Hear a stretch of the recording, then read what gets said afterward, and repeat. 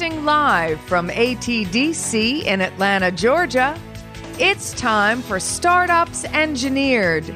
Now here's your host, John Avery.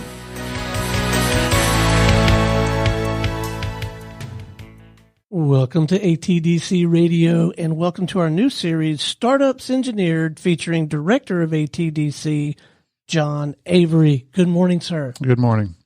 Well, John, the ATDC has an extensive curriculum about startups, and I would guess that there's a balance when it comes to that curriculum. Is it possible to have too much curriculum in the startup program? Yeah, it's funny. With that conversation comes up quite a lot around here. We're always trying to bring the best content to provide the best resources for an entrepreneur.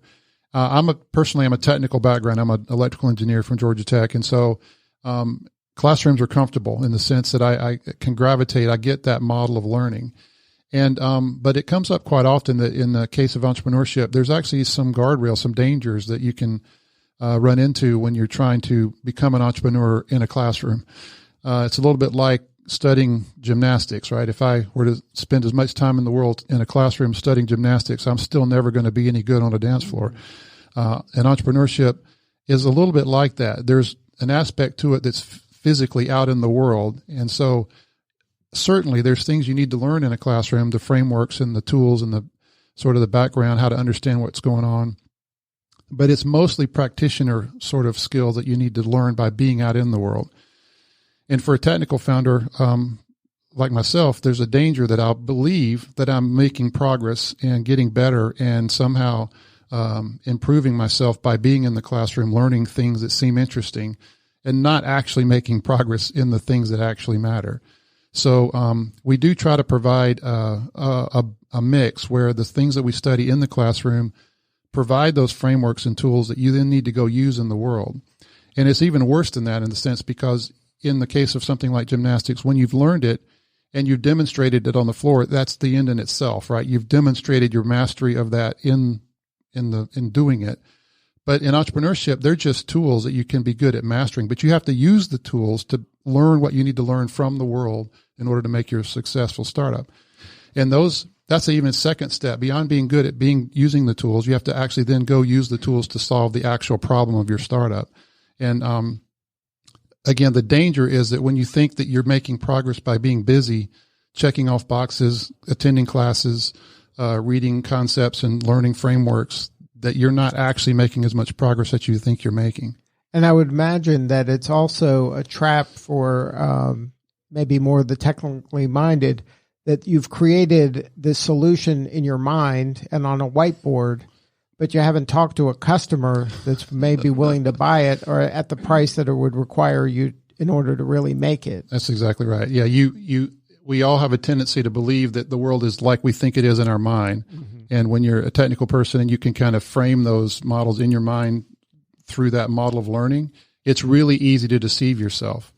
And it's easy to forget that the thing that you think about the world is in your head is probably the most irrelevant thing there is. It's the only thing that matters is what's out there in the actual world, the truth that's actually out in the world. And so to the extent you can convince yourself that whatever you think is true about the world is not necessarily true, the better you'll be able to learn. Entrepreneurship is about rapid learning.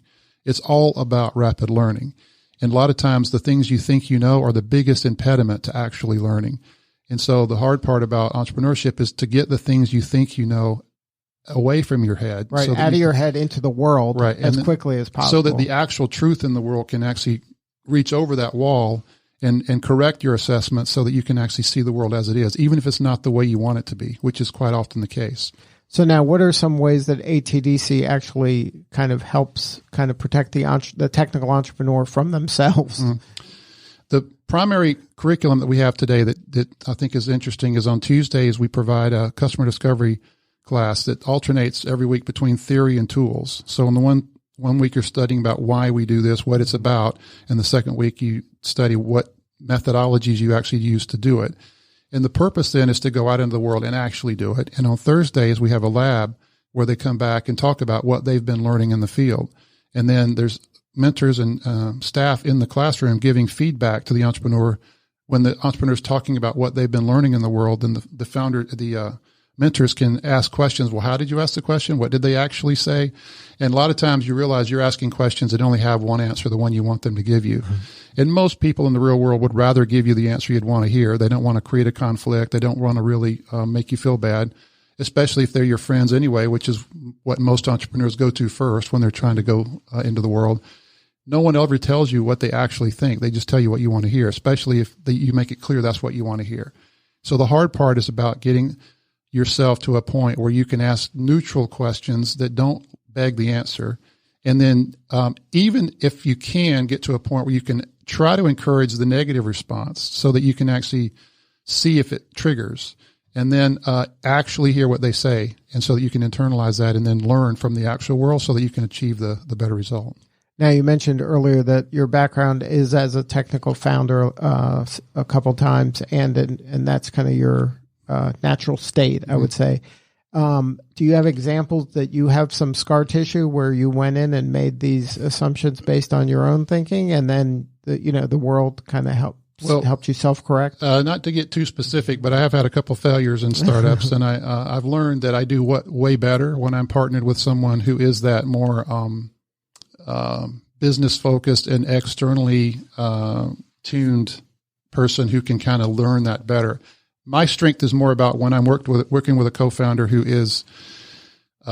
knows what that vision is and can see the truth in the world that he wants to go after, and he has a certain amount of constraints, money and time to get there.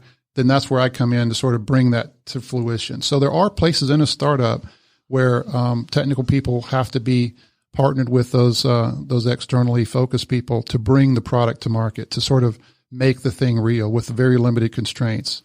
So you live in a world where you've got a founder who's essentially sees a world that doesn't yet exist and has a very few number of resources to get there in a very short time to get there. And then you have to figure out a way that you can somehow deliver something about it that's close enough that you can keep the train moving in that direction as a technical person.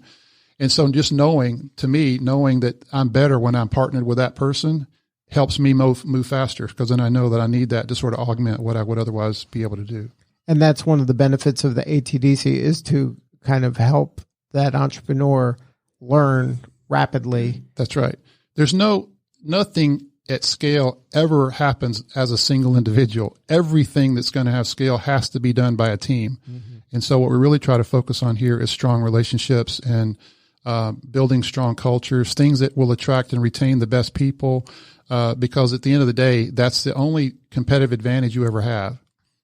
So now if somebody wanted to learn more about the ATDC, where should they go? ATDC.org is our main website. My email address is john.avery@atdc.org. Good stuff. Well, John, thank you so much for sharing your story today, and we're excited to learn more from you on Startups Engineered. Thank you.